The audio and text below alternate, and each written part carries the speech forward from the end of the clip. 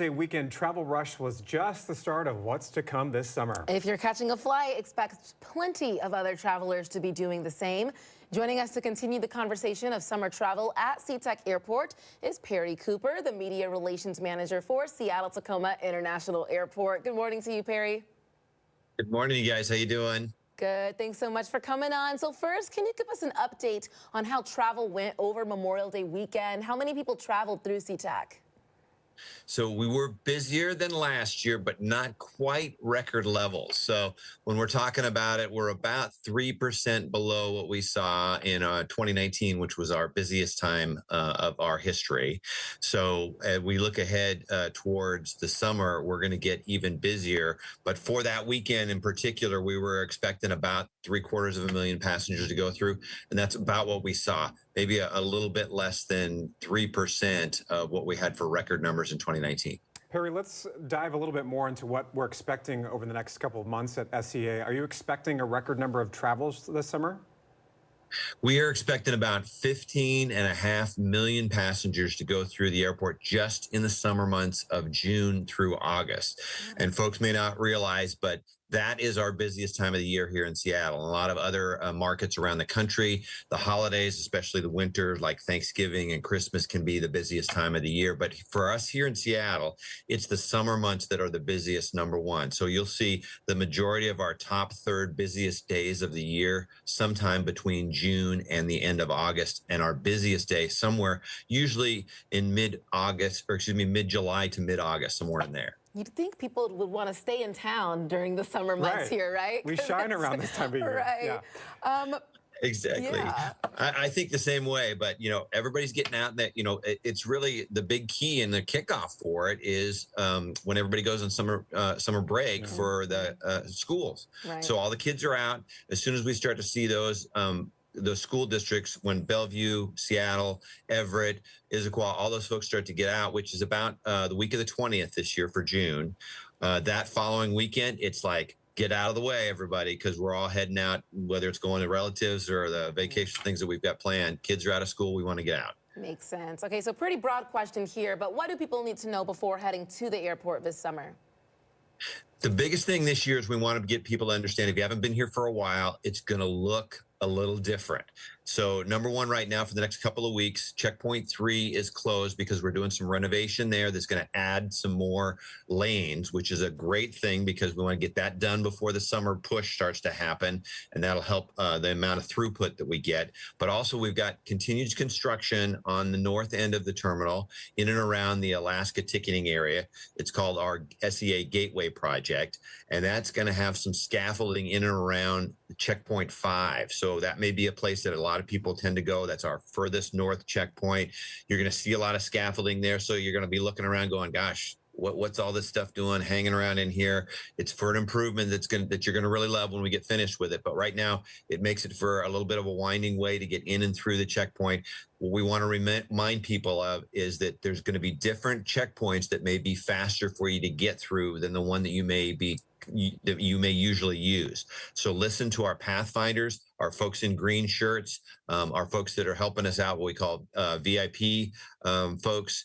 They'll be able to tell you on the ground what the fastest place is. And it may be you go actually to one of the checkpoints that's furthest away from where you are at the moment. But be aware, those folks know what's best. They're there every morning. If they say head down to checkpoint 1, go down to checkpoint 1 because they know that's going to get you through fastest. And Perry, we've been showing that picture of the outside of SeaTac Airport, which still looks busy at this hour of the morning. If people want to avoid peak hours, what are the best times to book a flight and fly? Well, the peak times are in the morning between, say, like 5 o'clock and 9 o'clock. And anymore, we used to have a peak that would go up and then would come back down. Now that peak is just extending out. So quite honestly, you can think of our peaks can get all the way up to 12 or 12:30 midday. So if you're looking for a slower time, it's that early afternoon to mid-afternoon from, say, 1 until 4 o'clock.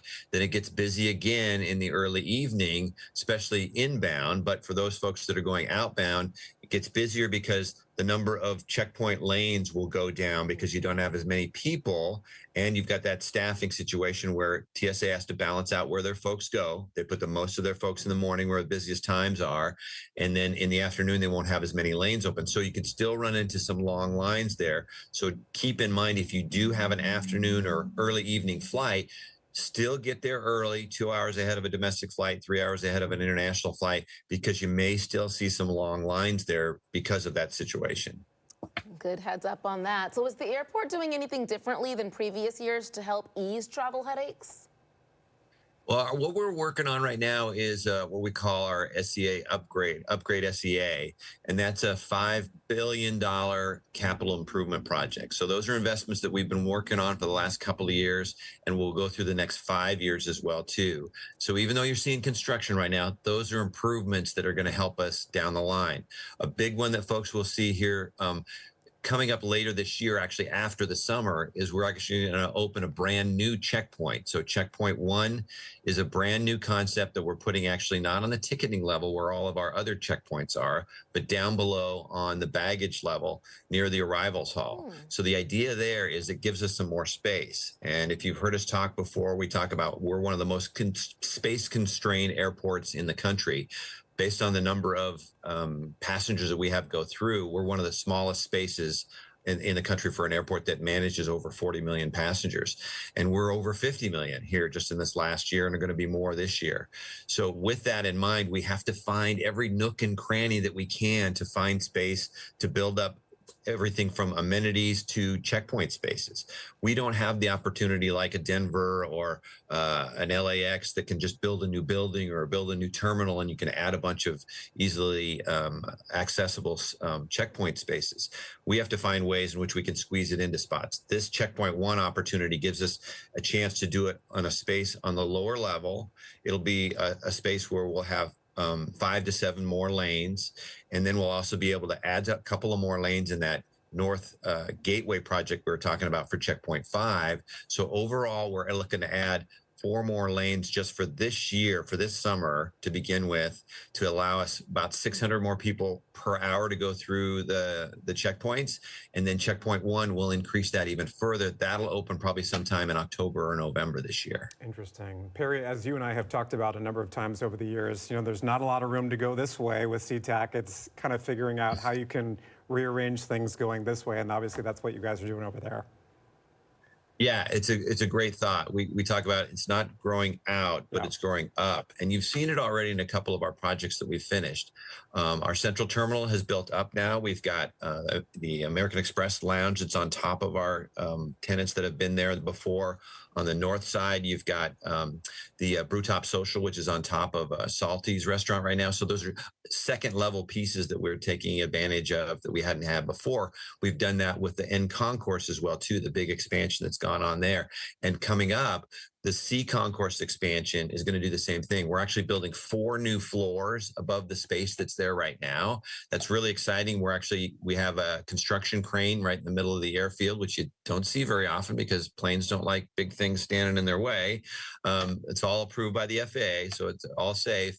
But what that's going to do is it's going to start to build the steel here this summer and build up those 4 layers. It's going to have spaces for new tenants, new dining and retail spaces, some lookout spaces. You can actually outsee the airfield. It's going to have some new lounges, of course, new spaces, environmentally friendly spaces for us as well, too, for folks to be in enjoying the day there, and just some more room to move around. Because right now, even with the space that we have, as we get more and more passengers and more traffic during an hour, you need space where people can go besides what's quite honestly a cramped space just in and around our gates, because our concourses can't be widened any further because of that exact point that you're making.